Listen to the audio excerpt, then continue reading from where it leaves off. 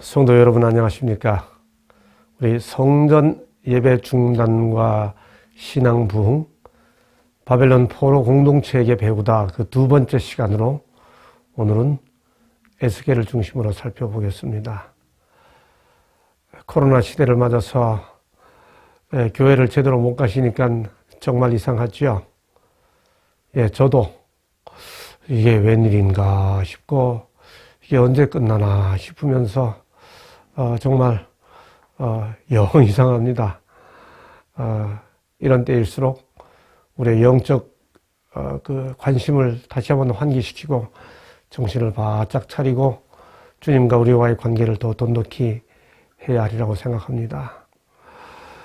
어제 말씀드린 것처럼 유대 역사에서 바벨론 포로 사건은 설명하기 어려운 대충격의 사건입니다. 유대 백성들의 정신과 삶의 중심인 예루살렘 성전이 완전히 파괴되어 버린 것은 설명할 수가 없어요. 정말 설명할 수 없는 신학적 대재앙이다. 그렇게 표현합니다. 그런데 놀랍게도 그들은 바벨론 포로기를 지나면서 신학과 신앙에 있어서 새로운 전기를 마련합니다. 심지어 하나님을 부르는 호칭도 변화됩니다. 전에는 성전에 계신 하나님 하다가 하늘의 하나님, 다니엘서를 보면 그런 표현 많이 나옵니다. 우리가 좀 깊이 살펴보면 그런 변화된 내용들이 나타나죠.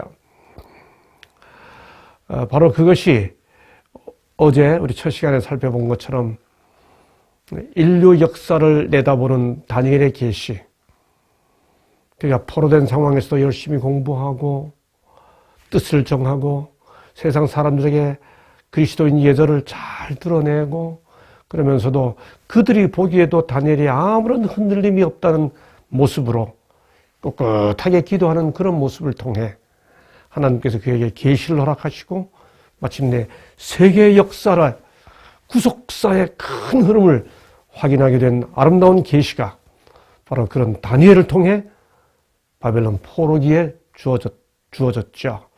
그 덕분에 오늘 우리도 역설적이게도 성전이 무너지고 예배가 중단됐던 그 시절에 다니엘 같은 사람이 있었기 때문에 우리가 오늘날 다니엘서를 통해 세계 역사를 하나님의 주권을 확인할 수 있게 된 것이죠.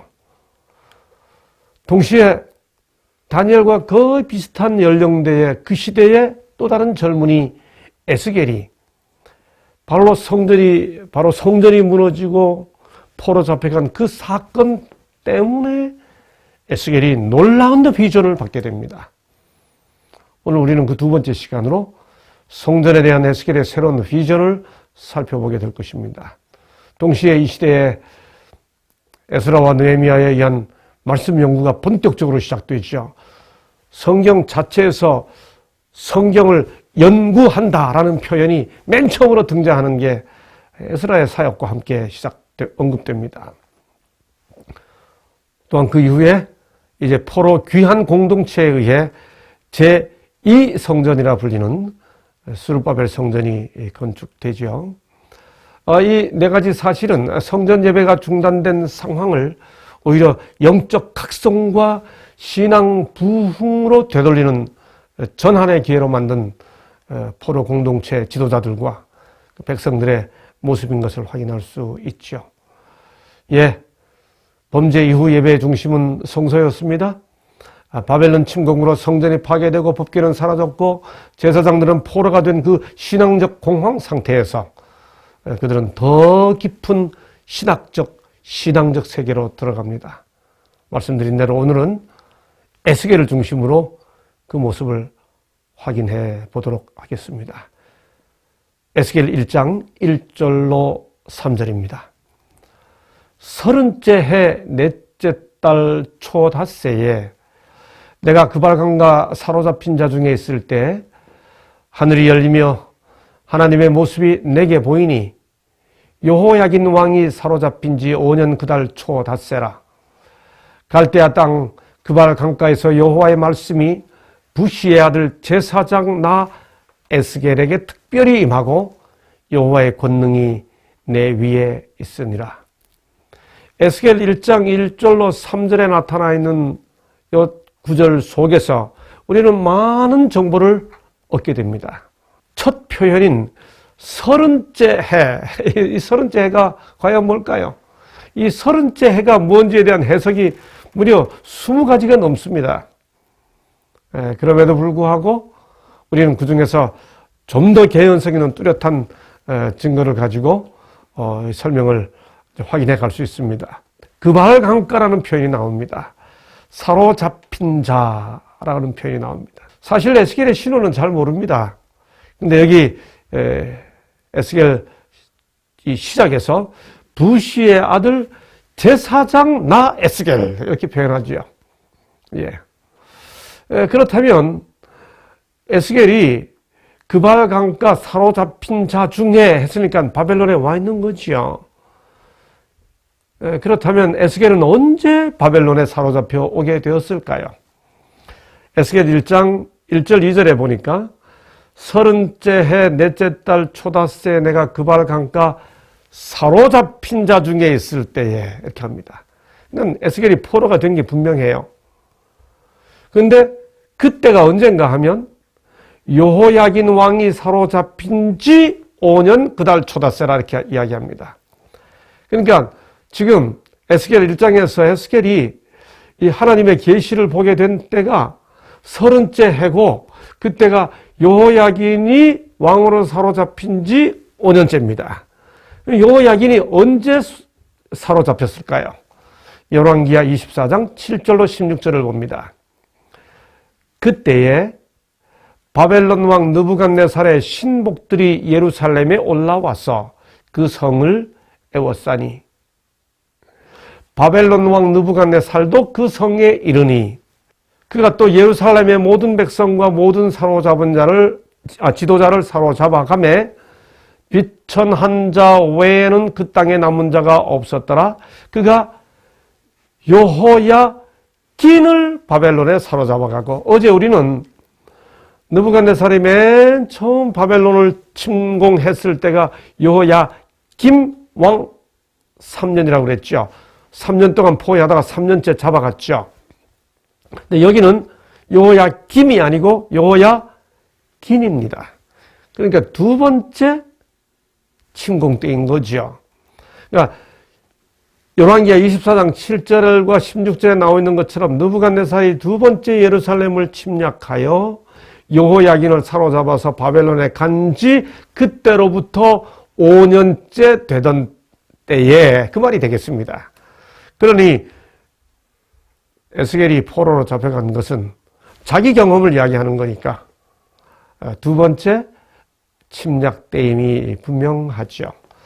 예, 1차는 BC 605년에 있었고요. 그때 다니엘을 비롯한 상류 계층들이 잡혀갔고 바로 이 2차인 BC 597년에 여호야긴과 에스겔이 포로가 되었습니다.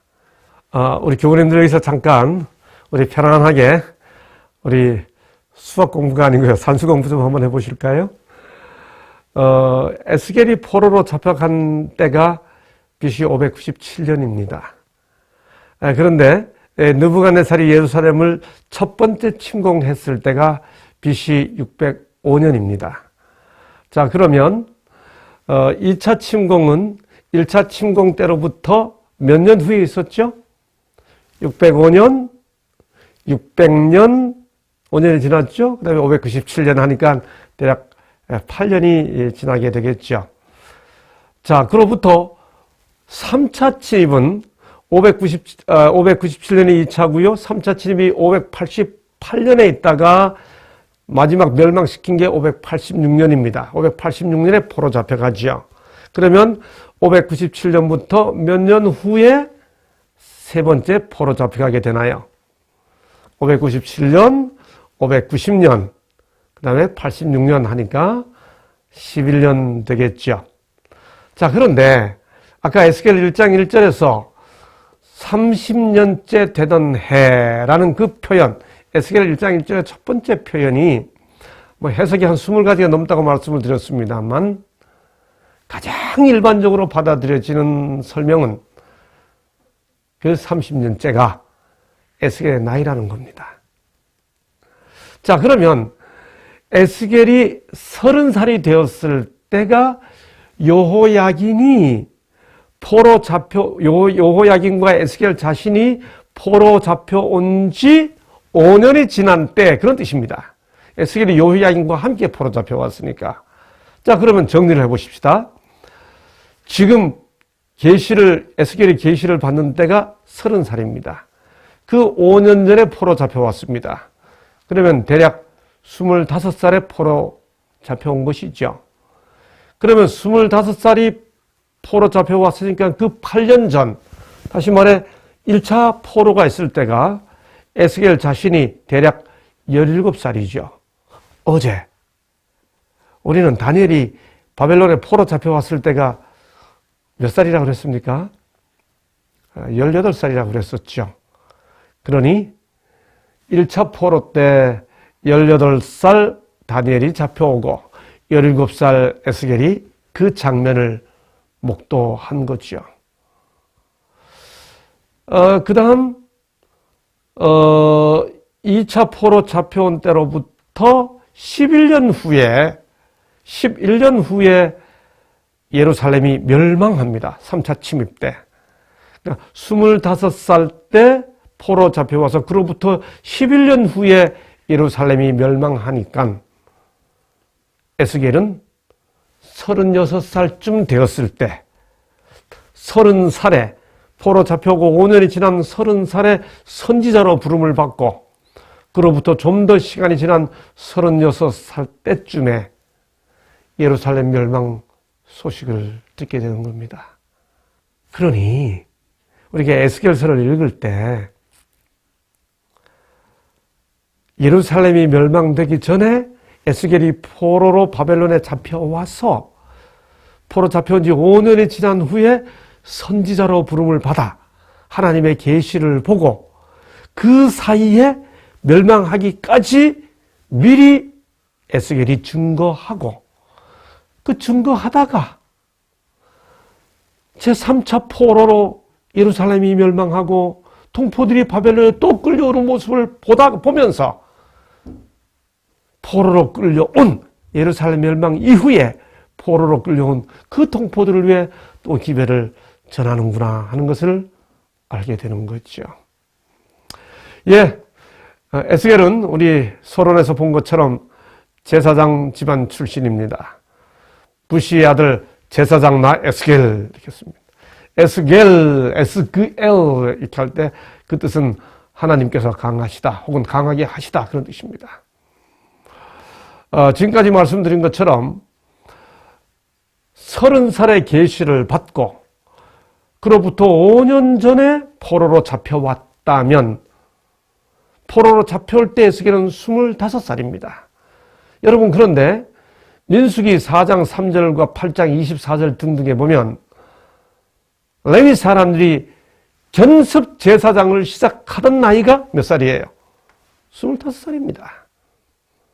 그리고 30살 때부터 본격적으로 제사장, 물론 시대 상황에 따라 그 나이가 약간씩 줄기도 하고 늘어나기도 합니다. 그러나 아주 기본적인 정규적인 나이가 30살에 제사장의 공적 봉사를 시작합니다. 그렇다면 에스겔 입장에서는 포로 잡혀올 때 25살이었으니까 레위기법에 의하면 제사장법에 의하면 에스겔은 예루살렘 성전 봉사를 준비하고 있다가 바빌론으로 포로 잡혀온 거죠. 무엇에 비유할까요? 올해 이 올림픽, 도쿄 올림픽 준비를 하고 있는데 이 코로나 때문에 무관중 올림픽을 하게 되고 많은 선수들이 지금 올림픽 참여를 못하게 되잖아요.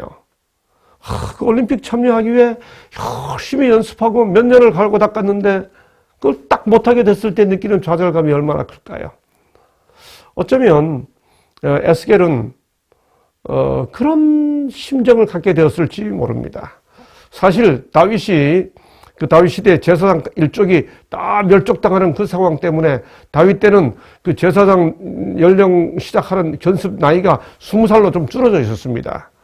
만약에 그렇다 그러면 에스겔은 좀 더 일찍부터 제사장 봉사를 해야지 하고 준비하다가 덜커덕 바벨론으로 포로로 끌려온 그런 운명이 된 것입니다.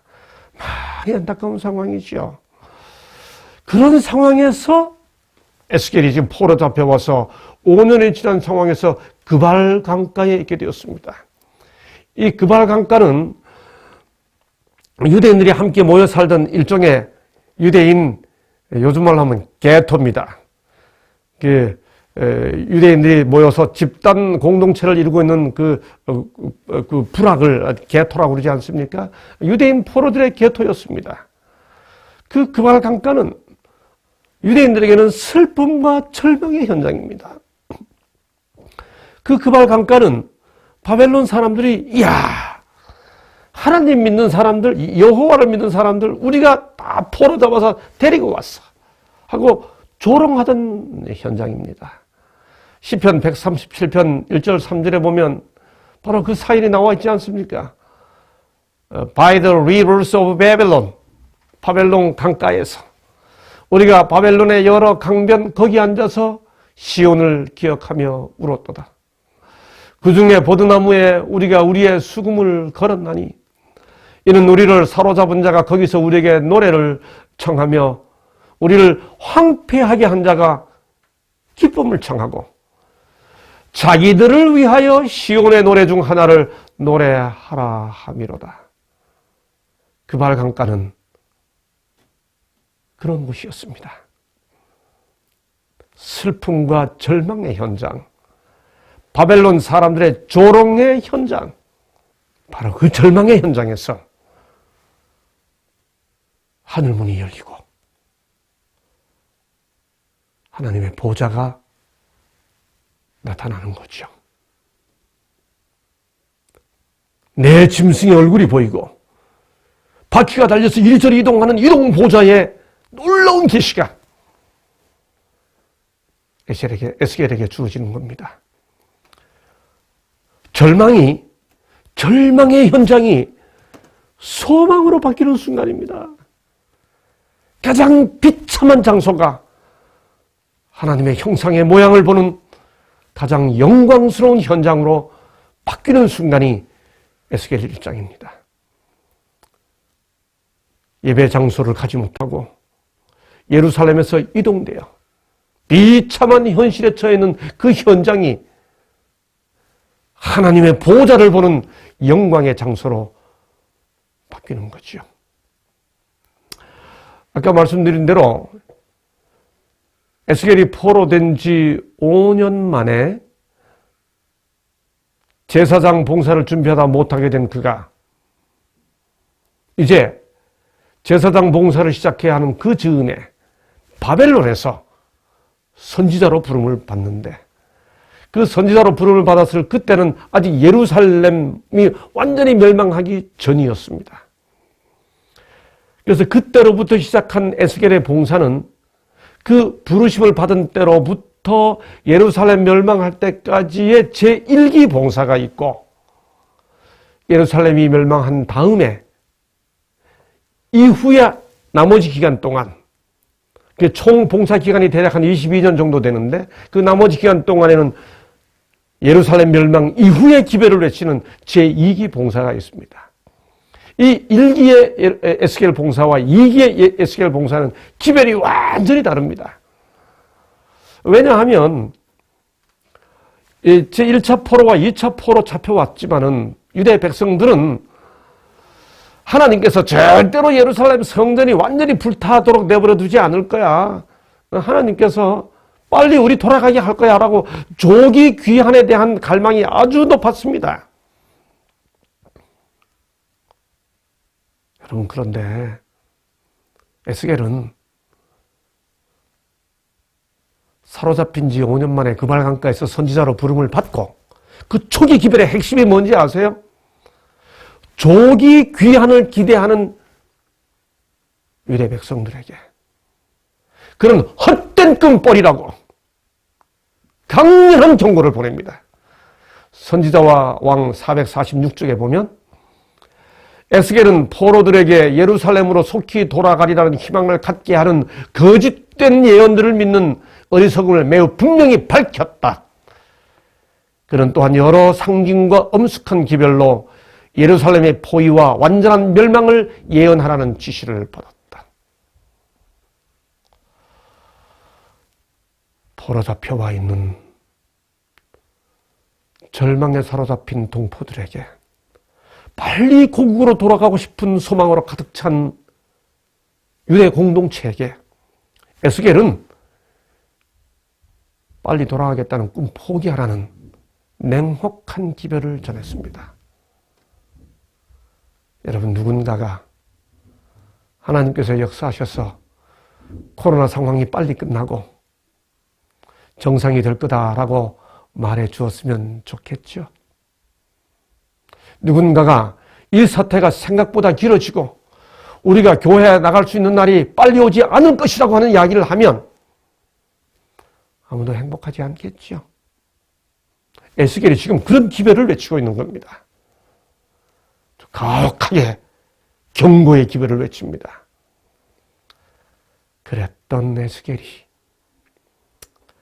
그의 기별대로 예루살렘이 멸망했다는 소식을 듣고 동포들이 다시 세 번째 포로 잡혀오는 장면을 바벨론에서 보면서 가슴이 찢어집니다. 에스겔의 제2기 기별은 절망에 빠진 유대 백성들을 위로하고 새로운 나라의 비전을 제시해 주면서 희망의 메시지를 선포합니다. 특별히 에스겔 40장부터 48장에 새 성전의 놀라운 계시를 백성들에게 제시해 주죠. 그 전에 우리가 에스겔서 하면 너무나 잘 아는 에스겔 37장 골짜기 마른 뼈 계시를 제시해 줍니다. 그래서 에스겔은 꿈과 계시와 소망의 선지자라는 별명을 갖게 되었죠. 여러분, 에스겔 48장의 긴 메시지는 사실 그 내용을 압축하면 아주 분명합니다.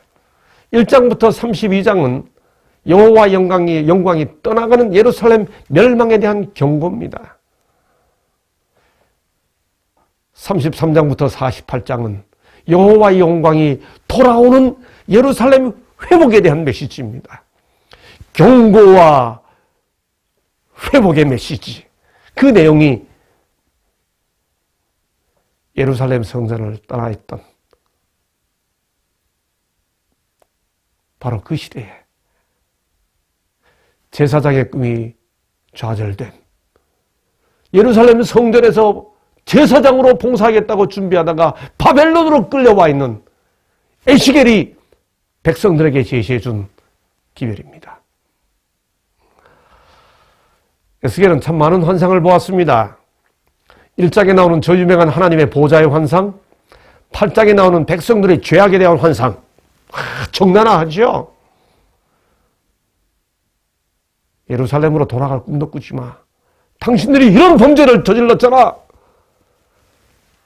그러니 성전으로 돌아갈 생각하지 말고 회개해야 돼. 이런 경고를 날립니다. 37장의 마른 뼈와 큰 군대 환상을 보죠. 40장부터 48장의 새 성전의 환상을 봅니다. 역설적이게도 예루살렘에서 제사장으로 봉사하지 않고 바벨론으로 끌려왔기 때문에 에스겔은 이런 비전을 보고, 우리는 다니엘서를 통해 역사의 비전을 보는 것처럼 에스겔의 이 환상들을 통해 하나님의 심판과 희망의 계시들을 갖게 된 것이죠. 여러분, 에스겔은 이 기별들을 전하기 위해요, 아주 독특한 스피치를 합니다. 에스겔의 설교는 말로 하는 설교가 아닙니다. 에스겔의 설교는 몸으로 하는 설교입니다. 그에게 많은 상징적 행동들이 요구되었습니다. 박석을 가져다가 예루살렘을 그리라. 이게 예루살렘이 포위되는 걸 나타내 주는 거죠.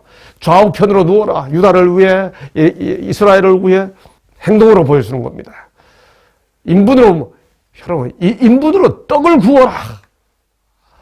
머리카락을 잘라 3분의 1로 나누어 불사르고 칼로 치고 바람에 흩어버리라. 완전한 멸망에 대한 이야기지요. 가재 도구를 챙겨서 급히 도망가라. 이 유다에 대한 경고를 다 행동으로 묘사합니다. 바벨론 왕이 오는 길을 그려라. 양고기를 가마솥에 놓고 삶아라. 특별히 아내가 죽어도 절대로 슬퍼하거나 울지 말아라. 두 막대기를 하나로 묶어라. 이거 다 상징적 행동들로 나타난 에스겔의 설교입니다. 에스겔은 말로 하는 설교보다 행동으로 하는 설교가 훨씬 많습니다. 이게 의미가 있어. 이것도 굉장한 의미가 있습니다. 포로로 잡혀왔던 이런 시대는 말로 하는 기별자가 아니라 삶으로, 몸으로 보여주는 기별이 필요했던 거죠. 하나님께서 그렇게 에스겔을 쓰셨습니다. 조금 이따 말씀드리겠습니다만, 바로 에스겔로 하여금 이런 사역을 감당하게 하기 위해 하나님께서는 에스겔에게 고통스러운 어떤 상황이 이르도록 결정하십니다. 에스겔의 사역은 참 고통스러운 사역이었습니다. 3장 26절로 27절에 보면 에스겔은 덩어리가 됩니다. 그래서 하나님의 말씀을 할 때는 말이 되는데 그 외에는 말을 할 수가 없습니다.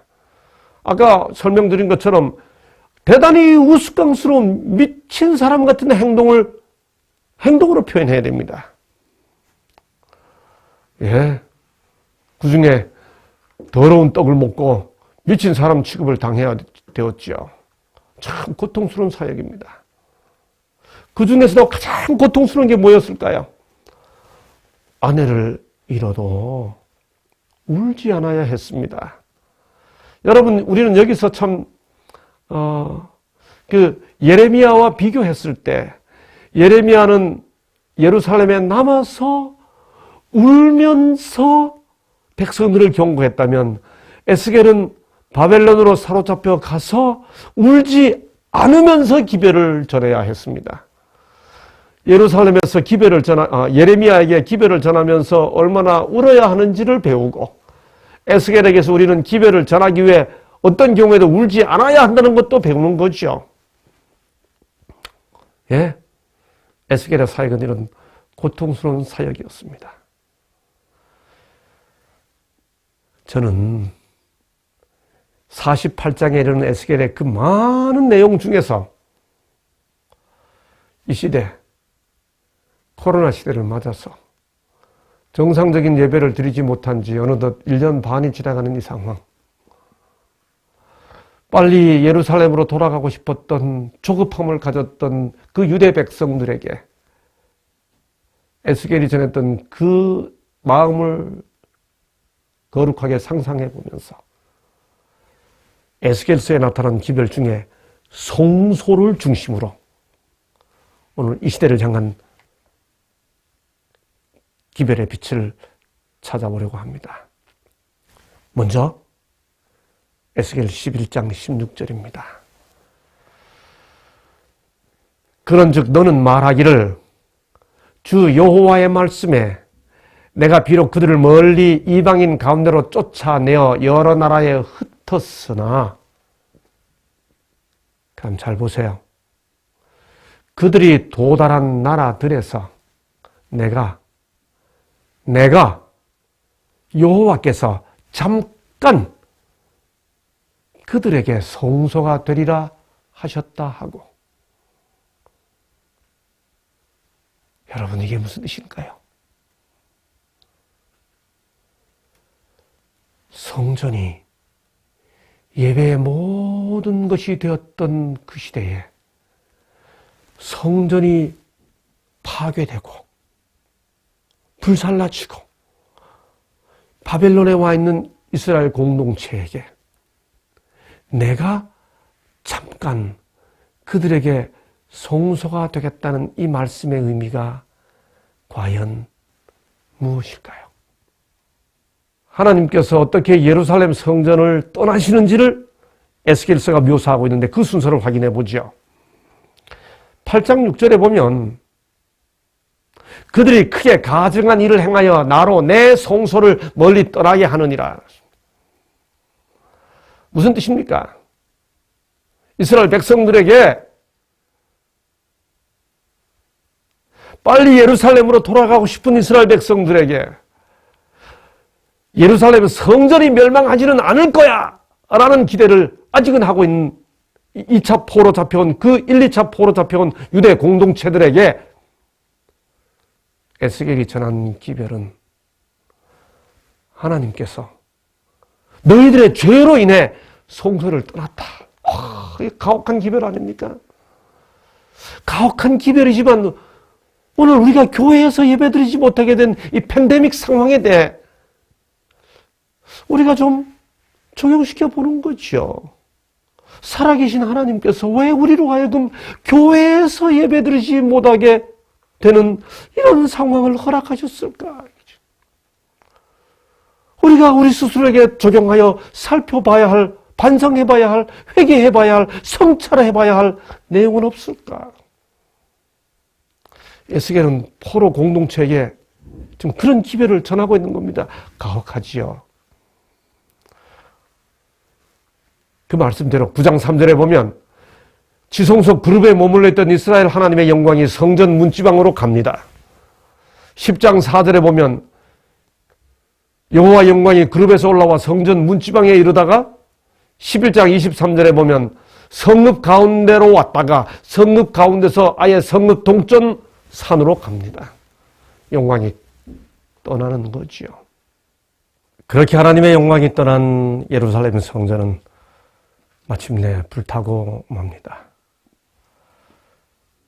멸망된 불타버린 예루살렘 성전은 고레스 원년에 성전을 재건하기 위해서 온 유대 백성들에 의해 성전이 재건되기까지 70년 동안 성전 없는 시대가 됐죠.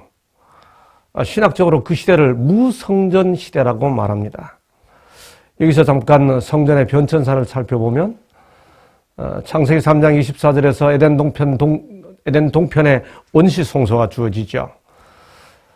창세기 8장 20절에서 확인되는 것처럼 노아 이후 부조들 시대에 돌 제단이 이어집니다. 그러다가 출애굽기 25장 8절에서 모세에 의해 회막 성소가 계시되죠.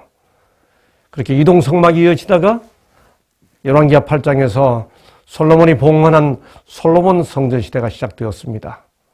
그리고 바벨론 포로 잡혀간 그 70년 동안 성전이 없죠. 성전이 없는 시대입니다.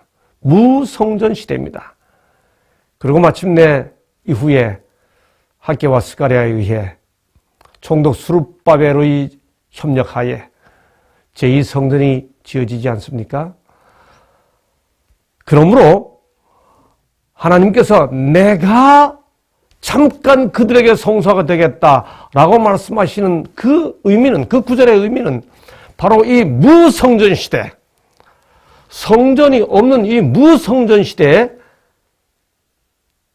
하나님 자신이 그 잠깐 70년 동안 하나님 자신이 성소가 된다라고 하는 말씀을 주신 것이죠.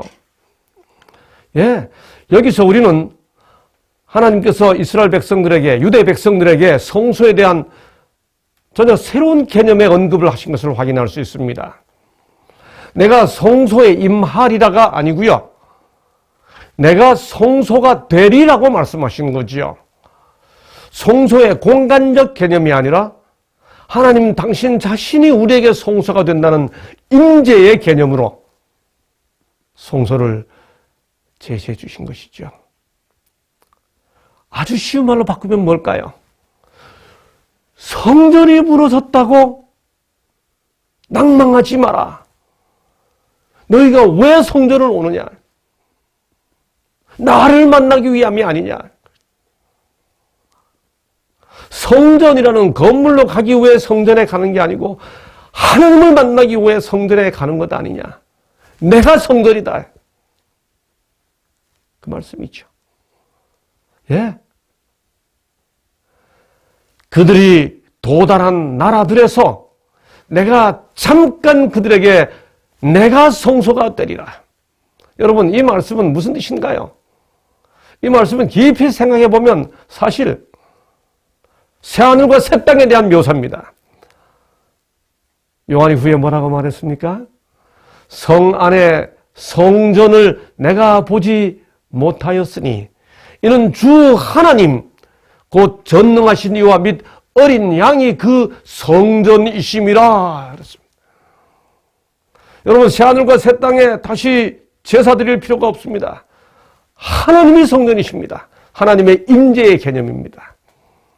무성전 시대에 하나님께서 어쩌면 본질로, 근본으로 백성들에게 다가오시는 모습을 확인할 수 있는 것입니다. 예, 이 말씀을 다시 이사야 66장과 한번 연결해 봅시다. 새하늘과 새 땅에서 무슨 일이 있나요? 성전이 없다고 그랬는데 우리가 언제 예배 드리나요? 이사야 66장 23절에 보니까 새하늘과 새 땅이 내 앞에 항상 있는 것 같이 너희 자손과 너의 이름이 항상 있으리라. 여호와가 말하노라. 매 월초 하루와 매 안식일에 모든 혈육이 내 앞에 나와 예배하리라. 제가 어제 이 야영회를 시작하면서 에덴에서의 예배 개념은 시간 중심이었는데 범죄한 이후에 에덴 동산 동편에서부터 공간도 중요한 중심이 되었다는 말씀을 드렸습니다. 모든 공간에서 죄의 흔적이 사라지는 때, 마치 에덴에서 그러했던 것처럼 그때는 시간만이 예배를 결정하는 주요 요소였던 것처럼 모든 공간에서 죄의 흔적이 사라지는 새하늘과 새 땅에서도 시간 개념만이 예배의 중심이 되는 것이죠. 그렇다면 제가 어제 이 야영회를 맨 처음 시작하면서 인사드리기 전에 사마리아 여인과 예수님의 대답, 동문서답의 본문을 읽어드린 적이 있습니다. 그 말의 의미도 이해할 수 있게 됩니다. 이게 근본으로 돌아가는 겁니다. 하나님께서 성전이 없던 이 시대에 본질을 제시하는 겁니다. 성전에서 하나님으로. 여러분, 우리가 코로나 때문에 함께 모여 공동체 예배를 드리지 못하는 공중예배, 성전예배 중단 시대에 하나님께서 당시 이스라엘 백성들에게 내가 성전이 되겠다고 말씀하셨던 그 약속을 붙잡고 우리도 교회로 가지 못할 때 하나님이 교회라고 하는 마음으로 내가 곧 교회임이라 라고 말씀하시는 하나님의 음성을 들으며 충성스럽게 하나님 앞에 서 있어야 되지 않겠습니까?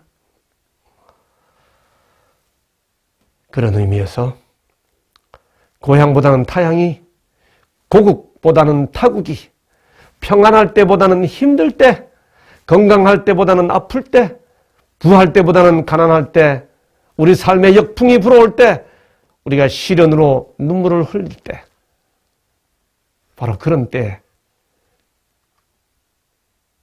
근본으로 돌아갈 때입니다. 그런 때는 성소이신 하나님께로 돌아갈 때죠. 여자가 이르되 주여 내가 보니 선지자로소이다.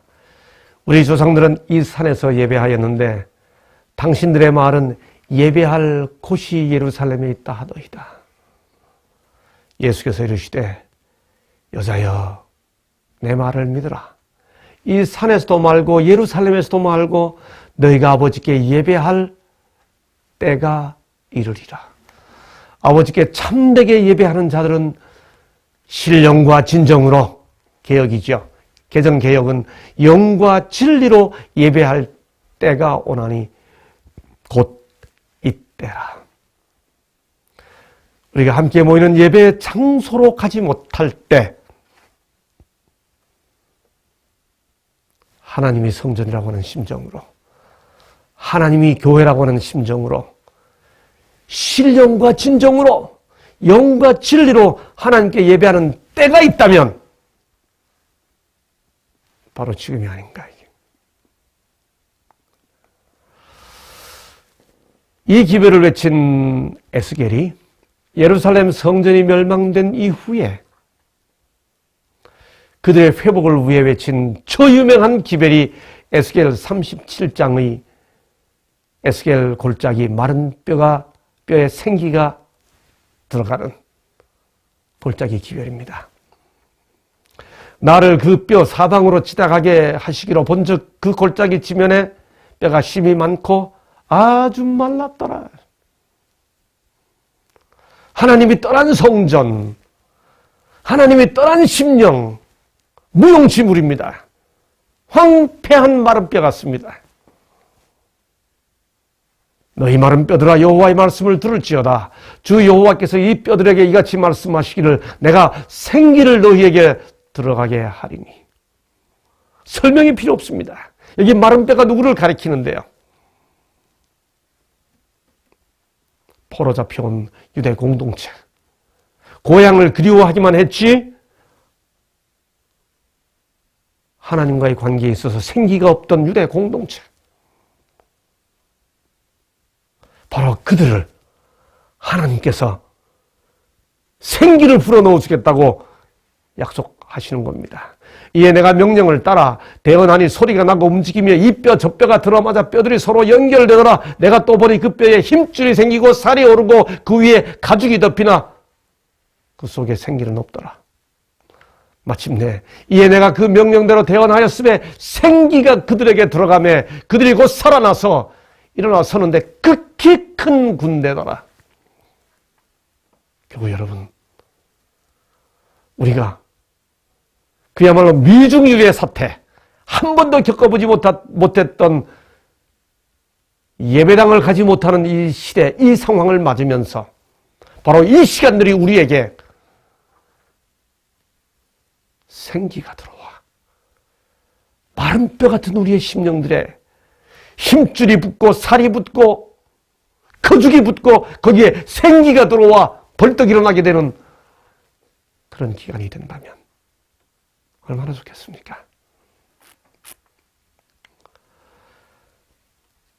이 마른 뼈 계시의 마지막 결론이 뭔지 아십니까? 내 종 다윗이 그들의 왕이 되리니. 여러분, 이 시대는 이미 다윗이 지나간 시대입니다.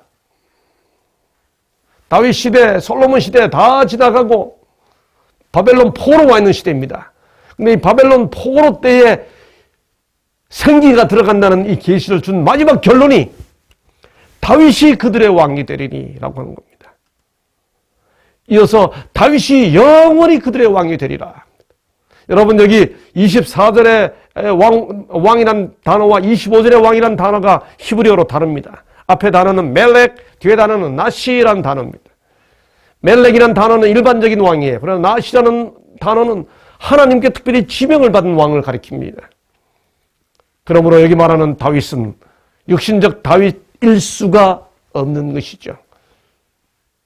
메시아입니다. 바벨론 포로 잡혀간 그들에게 우리의 다윗이신, 우리의 멜렉이요, 우리의 나시이신 예수 그리스도를 허락하시사 내 성소를 그 가운데 세워서 내 성소가 영원토록 그들 가운데 있게 하리라. 이리하여 내가 이스라엘을 거룩하게 하는 여호와인 주를 열국이 알리라 하셨다. 회복에 대한 약속입니다. 이 약속 끝에 에스겔서는 성전에서 하나님의 영광이 떠났다가 무성전 시대에 하나님이 성전이 되겠다고 약속하시고 에스겔의 생기를 불어넣어 주겠다는 약속을 거쳐 마침내 떠났던 여호와의 영광이 돌아오는 것으로 에스겔 전체 내용이 끝납니다. 여호와의 영광이 동문을 통하여 성전으로 들어가고 있습니다. 전반부에서 성전을 떠나는 여호와의 영광, 그 과정이 아주 순서대로 묘사되었던 그 에스겔서가 40장, 48장에 나와 있는 저 유명한 에스겔의 뉴 템플, 새 성전 계시에서 여호와의 영광이 돌아옵니다. 여러분, 이 계시가 시작되는 것이 40장인데 잘 보세요. 우리가 사로잡힌 지 25째 해. 에스겔이 포로된 때가 몇 살이었다고 그랬죠? 25살이었다고 말씀드렸죠. 그때로부터 25째 해니까 에스겔이 50살이 되었을 때입니다. 성이 함락된 후 14째 되던 해, 그러니까 50살부터 14년 전이니까 36살 때 성전이 파괴되었다는 소식을 듣죠. 아까 제가 다 설명드렸죠? 그 14째 첫째 달 열째 날에, 여러분 이 첫째 달이 무슨 달일까요? 유대력으로는 밀력과 성력이 있는데 가을력에 의하면 이 가을력 첫째 달이 티스리월 7월입니다. 7월 10일입니다, 여러분. 그렇다면 이날은 무슨 날이에요? 대속죄일입니다. 에스겔이 포로된 25년 7월 10일 대속죄일에 그날에 여호와의 권능이 내게 임하여 나를 데리고 이스라엘 땅으로 가시되, 이때부터 에스겔이 새 성전의 비전을 보는데, 여러분 에스겔 40장 48장에 나와 있는 이 새 성전은 제가 붙인 이름입니다. 이거는 성읍 성전입니다. 시티 템플입니다. 이 40장 48장은 제가 개인적으로 깊이 연구한 제 나름의 구약학도로서 제가 깊이 연구하여 한국 구약학회에서 제가 논문으로 발표한 부분이기도 합니다. 40장 42장은 새 성전의 구조, 43장 46장은 새 성전의 영광, 47장 48장은 새 성전이 주는 축복. 이 새 성전에 대한 많은 연구들이 있지만 오늘 이 시간에는 새 성전이 얼마나 커다란 축복을 주는지만 이 47장을 가지고 간단히 설명을 드리겠습니다. 에스겔의 계시 중에 보니 새 성전 문에서 물이 나옵니다. 그 물이 점점 차올라서 강이 됩니다. 근데 그 성전에서 나온 물이 강이 되어 흘러가는데 강 좌우편에 나무가 있습니다. 그 나무가 있고 그 물이 계속 흘러서 바다를 다 되살립니다. 그리고 강 좌우에는 각종 먹을 과실나무가 자랍니다. 그리고 마침내 달마다 새 열매를 맺고 그 물이 성소를 통해 나오기 때문에 그 열매는 먹을만 하고 그 잎사귀는 약재료가 된다고 이야기합니다. 여러분 이 에스겔 47장에 나오는 이 표현 어디서 많이 보셨죠? 어디서 보셨습니까? 창세기에서 보셨고 요한계시록에서 보셨죠? 여러분 창세기 2장 9절 10절에 에덴 동산을 묘사하면서 에덴 동산 가운데 생명나무가 있고 강이 에덴에서 흘러나와 동산을 적섰다고 그랬습니다. 요한계시록 22장에 새하늘을 보니까 생명수의 강이 보이고 강 좌우에 생명나무가 있고 그 나무 잎사귀들이 만국을 치료하기 위하여 있죠. 여러분 그래서 성경의 전체 이야기를 어떻게 묘사할 수 있는가 하면 에덴의 강, 에스겔의 강, 계시록의 강, 그렇게 묘사할 수 있습니다. 에스겔은 지금 창세기와 요한계시록 가운데서 창세기의 강을 되돌아보고 계시록의 강을 내다보는 것입니다. 그렇습니다. 에스겔은 지금 무너졌던 예루살렘 성전 대신에 그 상황에서 가장 아름다운 에덴 동산의 아름다운 생명강을 되돌아보고 계시록의 새하늘과 새 땅의 생명강을 내다보면서 이스라엘 백성들에게 영원한 약속을 비전으로 제시해주고 있는 거죠. 성전이 없어 예배드리지 못하고 있는 그들에게 이 비전을 에스겔이 제시하고 있는 겁니다. 여러분 에스겔서에 가장 많이 나오는 표현이 여러 가지가 있는데 그 중에 한 가지가 뭔지 압니까? 내가 여호와 너희 하나님인 줄 알게 하리라. 너희가 나를 여호와인 줄 알리라. 이 표현이 에스겔에 무려 70번 가량이나 나옵니다. 이 모든 계시를 통해 하나님은 유대와 이방에 여호와가 너희 하나님인 줄, 너희가 나를 여호와인 줄 알게 하리라는 말이죠. 그렇습니다. 에스겔은 바벨론 포로 성전 예배를 드리지 못하는 그 사건을 통해 오히려 하나님은 예루살렘 성전에만 계시는 분이 아니라 바벨론에도 계시다는 사실을, 유대 백성들만의 하나님이 아니라 온 우주의 하나님임을 알게 하리라. 너희가 나를 여호와인 줄 알리라. 그렇게 선언하시는 겁니다. 그 일은 유대 백성들이 예루살렘 성전에 돌아가지 않고 바벨론에 있는 동안에 하나님의 뜻을 어떻게 구현하느냐에 따라 이루어지는 약속이 있죠. 우리가 교회를 가지 못하고 교회를 그리워하고 있는 그 시대 동안에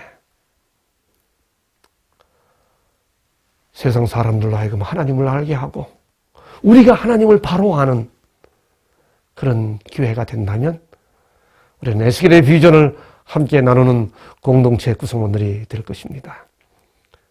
이 말씀을 들으니 하박국 2장 14절이 생각납니다. 물이 바다 덮음같이 여호와의 영광을 인정하는 것이 세상에 가득함이니라. 에스겔은 이 말씀을 저 유명한 그날 후로는 그 성읍의 이름을 여호와 삼마, 여호와께서 거기 계시다 하리라는 말로 에스겔 계시를 끝냅니다. 예, 바벨론 포로 생활 중에 선지자로 부름을 받은 에스겔, 예루살렘 성전을 떠나 정상적인 예배를 드리지 못하고 있던 에스겔, 그가 받았던 계시는 이 시대 코로나 상황을 겪고 있는 우리들에게 귀한 빛이 됩니다. 예루살렘 성전을 떠난 좌절의 현장인 그발 강가에서 하나님은 에스겔을 불렀습니다. 마찬가지로 교회 가지 못하고 있는 우리 현장에서 우리도 하나님의 부름을 받게 되기를 소망합니다. 에스겔은 말할 수 없을 때 행동으로 기별을 전했습니다. 어쩌면 우리는 지금 비말 감염 때문에 말하지 못하는 시대가 되었습니다. 우리의 삶의 행동으로 여전히 기별을 전하는 백성들 되었으면 좋겠습니다. 하나님은 예루살렘 성전이 없어 예배드리지 못하고 제사드리지 못하는 예루살렘 공동체에 내가 잠깐 성전이 되겠다고 요한계시록의 약속을 미리 당겨서 말씀해 주셨습니다. 교회를 떠나면서 하나님과 멀어지는 것이 아니라 바로 이런 때에 오히려 우리의 근본인 하나님을 바라보는 우리 모두가 되기를 소망합니다. 그렇게 우리는 에덴의 축복을 돌아보고 새하늘의 약속을 내다보면서 이 기간에 에스겔과 같은 여호와 삼마의 경험을 하게 되는 우리 모두가 되기를 간절히 바라면서 두 번째 말씀을 마치도록 하겠습니다. 감사합니다.